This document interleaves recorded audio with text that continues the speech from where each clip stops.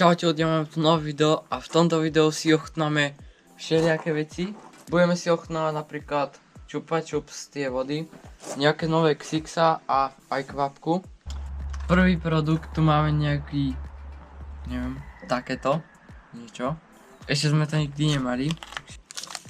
Tak toto vypadá. Okay.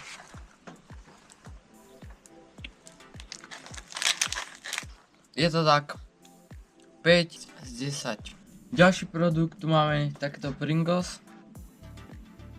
Ja ho som si vybral a dal som to aj Matiasovi a uvidíme, aké to bude. No, dávam tomu tak 7 z 10.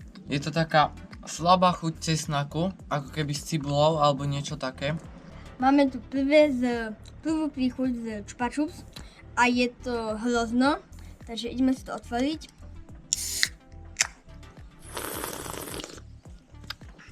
Má to takú výraznú chuť toho hrozna červeného, takže mne to chutí, dávam tomu tak 8 z 10. Máme tu ďalší produkt a je to Chupa Chups Melon. No.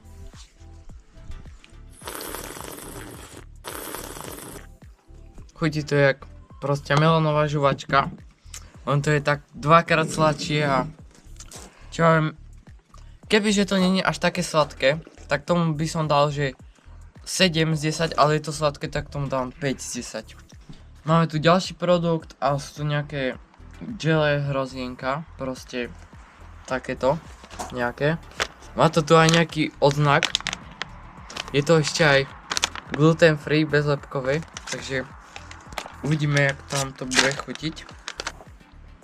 Chutí to trochu ako Vinea, ale proste furt to má to tú hroznovú chuť, keď máte Vineu tú červenú a ja tomu dávam 7 z 10. Aj... Takže máme tu ďalšie Chupa Chups a to je Bubblegum, čo je po slovensky žuvačka.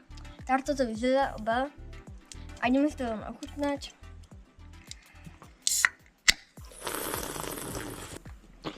Takže tá žuvačka tam je cítiť, ale tak úplne slabško. Čože za mňa dobré, že tu nemá ani tú príchuť žiadnej žuvačky. A ja tam dávam takých pohodových, že 9 bodov. Máme tu ďalší produkt a to sú takéto Doritos. Je to mexické burrito.